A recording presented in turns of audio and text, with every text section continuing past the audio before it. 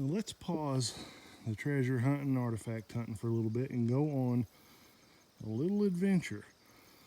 And it's just as much an adventure for me as it is for you, because I've been told to go to that tower and then go into the woods, and that there's something in those woods that I want to see. And that's all I've been told, guys. I don't know really.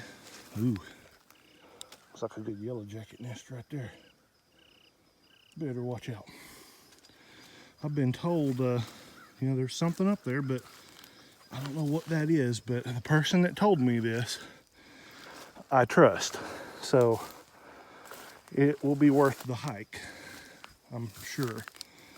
And I thought it might be fun to see it together. So if I can manage to get to the top of this hill without getting wrapped up in a snake or a bee's nest, when I get to the top there, I'm gonna turn you back on. All right, well, he said go to the top of the hill to the left of that tower. So that's what we're gonna do. Man, this thing is steep and I'm fat.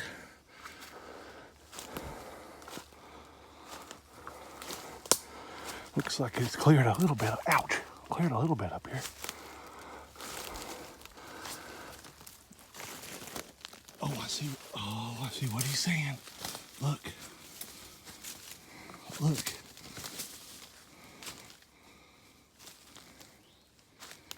What about this? Whoa.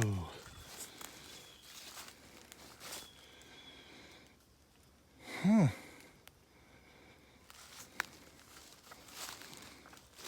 Wow.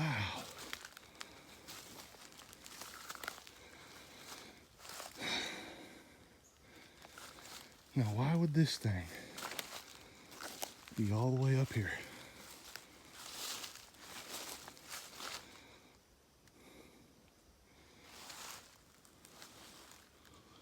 I mean, I'm just at the top of a darn mountain. There's not even a road.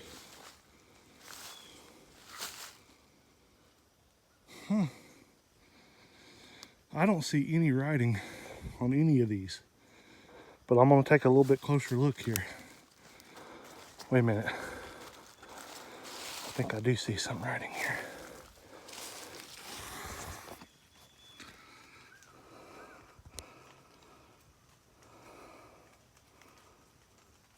Oh, that's gonna be hard to make out. So what do you see right here? I obviously see a 4-3 at the far right of the screen. I didn't see it before. What's really on here? Well, JHB 1843, but my eyes were not seeing this yet. It just wasn't accustomed enough to what I was looking at. You're going to hear me doing a lot of speculating, and it's going to be wrong. Until the next clip, when things start to come together and I get a few things right. I don't think there's any. There's a good chance this is a slave graveyard. Look how close together these stones are. And I guess what we have is head and foot markers. Look at there. That's a little grave, guys. That's about 4 feet long. So, head and foot marker. I'm gonna try to count how many graves there are up here. It is very old, though. Very old. Somebody obviously knows about it. Either that, I mean, you can see somebody has cut some trees, and it's a possibility it's the power line crews that have spotted it up here and are just doing a good deed and somewhat keeping it cleaned out.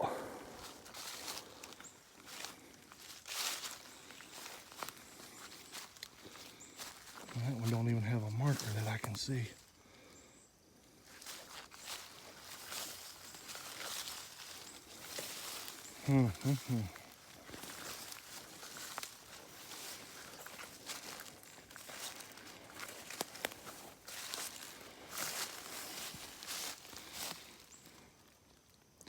That's got something scratched in it too. I believe right in that area right in there. Maybe just a number.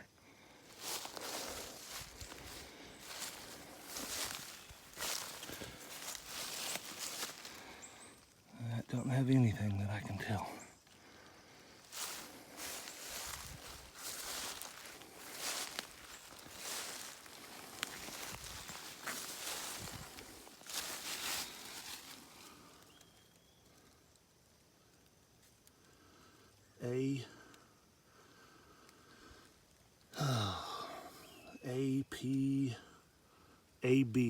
A.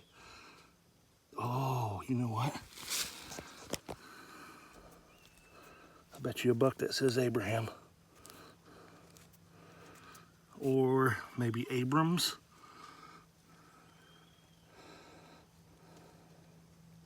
Abrams. There's the M. Oh, guys, sorry, I'm all zoomed in on you here.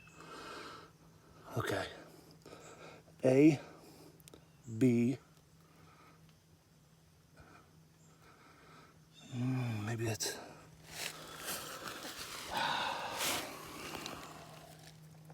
Okay. A, B. There's the R.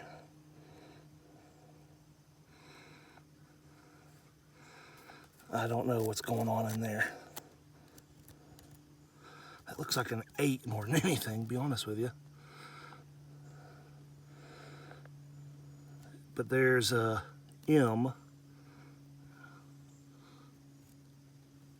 And then there's an S. So Abrams, maybe?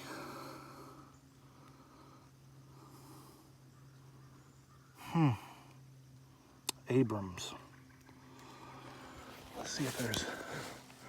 Okay, now this headstone over here looks a little bit different, a little newer maybe.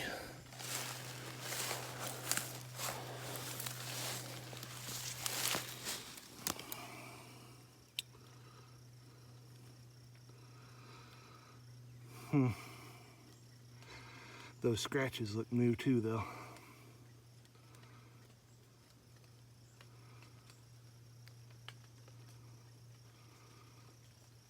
I don't know, guys.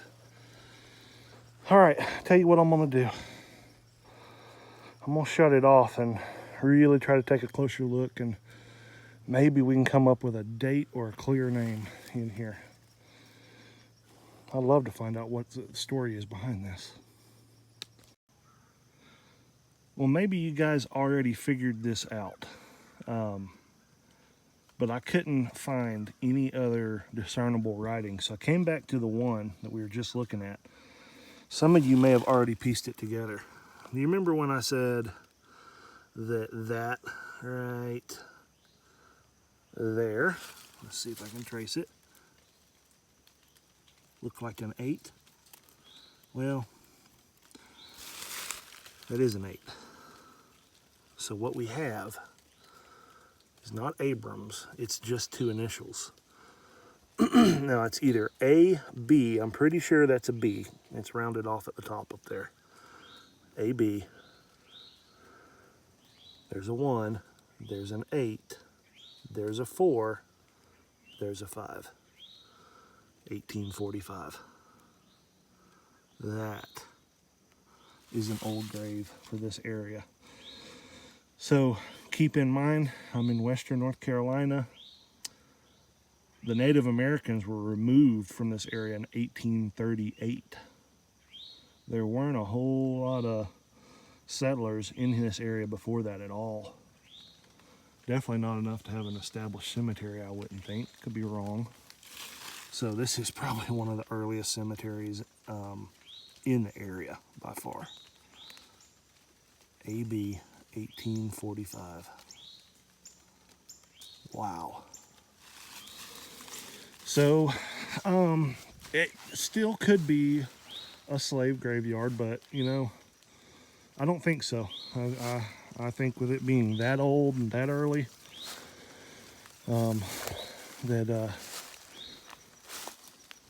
yeah, this was probably just some early settlers. So somebody has scratched on that,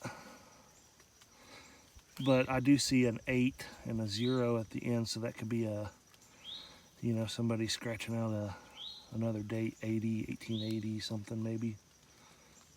Could be wrong. Very hard to make any of that out.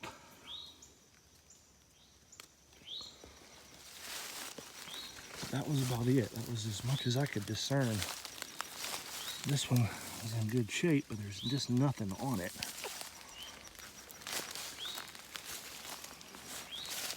This has a deep scratch, but I really can't tell anything else there.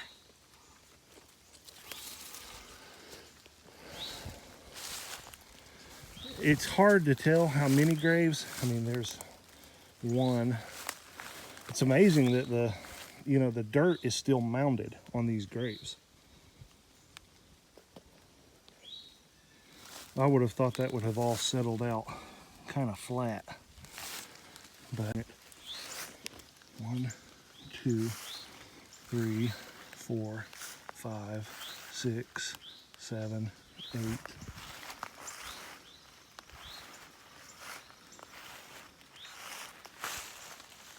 9, 10, 11. I don't think there's one right in here. There probably is though. 12, 13, 14. The little one right there, 15.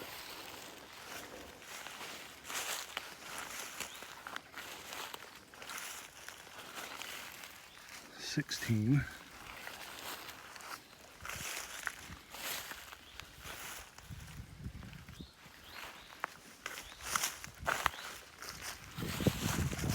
This is maybe another. There's another. What am I at? 17. And then over here, 18. 19, one right there, 20, so about 20 something graves, and probably more, just not seeing the stones. Wow, that is interesting, super interesting. I don't know that so far back, I don't know that there'd be any sort of records on a cemetery like this.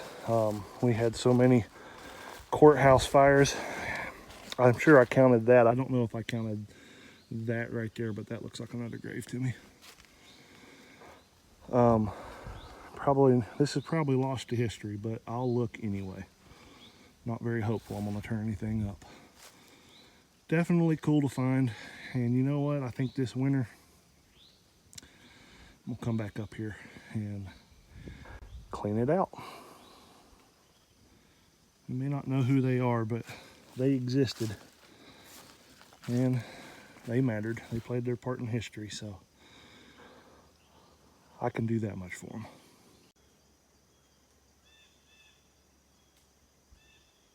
You can almost, I don't know. I sit here and I just imagine them standing here, crying their tears and singing their hymns.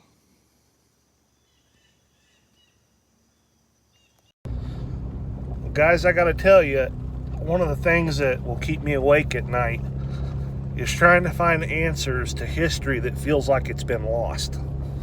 And I knew that this cemetery was going to keep me awake, but I really didn't have much hope of ever finding out who was buried there. I really didn't expect to actually get those questions answered before I hiked my way back down the mountain through a chance encounter with somebody in the middle of the woods and the power of technology. Guys, I know who AB is. Check this out. Well, as I was headed back down the mountain, I've been walking for a while, And I come up on a little clearing a minute ago and about got scared to death. There was a German Shepherd and a sweet lady holding it, thank the Lord. And I explained what I was doing up here in these woods. And she asked me if I'd seen the old cemetery. So not quite as forgotten as what I was thinking. She told me a little bit about it. So we were right on with those initials. She called it the Old Bird Cemetery. So that is a family cemetery on there. And she said that it's real old and only a handful of people really even know about it. And the reason why it's cleared out is there's another gentleman in the community that had family ties. And he was the one that would try his best to keep it cleaned out a little bit, but he's gotten to the place where he's not even able to make it back up there. And so I told her that I'd come back this winter and kind of keep an eye on it and keep it cleaned out. So the Bird Cemetery, just a family cemetery. Maybe we can do a little research on them. Maybe there's something written about them. We can learn a little bit more. Try to get all of this little story that we can. Well, just as quick as I could get some cell phone reception, I was researching. And guys, we got lucky. Somebody cared enough about this little cemetery to at least note that it existed. There aren't any directions, real specific directions that'll help you find it necessarily, but it's mentioned. And somebody also included some information about the family. Guys, this really helps fill in the gaps. And now we know some of the people that are buried there. So, Clark Bird, he's born in 1800 in Burke County, North Carolina. He marries a lady by the name of Mary, and by 1836, they have moved to Macon County, somewhere close to where this graveyard is. They had 16 children. Now here's a list of those children. And as you look at the names, maybe you're already identifying what I identified, and a couple of these gravestone markers are now making sense. James Harvey Bird, remember JHB, with the death date of 1843. Well, there he is, the oldest child. And then look at the next oldest child, Asbury Bird, AB. Look at the death date, 1845.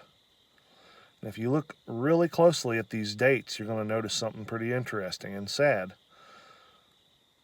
Clark and Mary lost their oldest two boys at the age of 22, 2 years apart.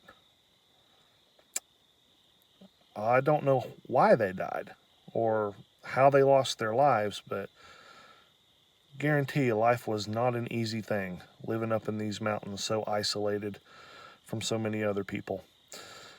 And there's also a third grave that I think we can identify, and if you look at the very bottom of the list, you see an infant daughter, the 16th child born, and that's that little grave all the way out there on the outside edge of the cemetery. So there we are. That's a little bit about the Bird family, and they were truly some of the very first settlers in this area. Now, this I'm in Macon County, North Carolina, and this is towards the western edge of that county, the most mountainous portion of the county. Now, 1836 is when Clark purchased the land in the area, and I told you the Native Americans were moved in 1838. So a little bit of backstory on that. Turns out that by like 1820, settlers they weren't settling in the area, but they were scoping out the land. They knew that the Native Americans were going to be removed. So they were coming in and trying to identify choice pieces of land so that they could purchase it once it came open for sale. Most of these earliest settlers settled in the valley areas where farming was easy. And then later on, by the mid-1830s, the mountainous regions were being looked at, and so Clark would have fit right into that group. I would love to have known where the old bird home place is. That would be interesting, and maybe that's something we'll run across one day. But for now, I'm glad I found the cemetery, and glad I'm able to make this little video and help preserve in some way just a little bit of that history that came really, really close to being lost forever.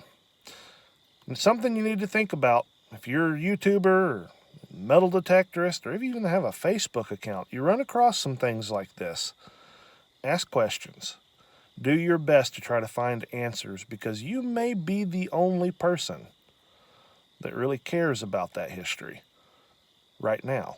But down the road, it may be very helpful to somebody else.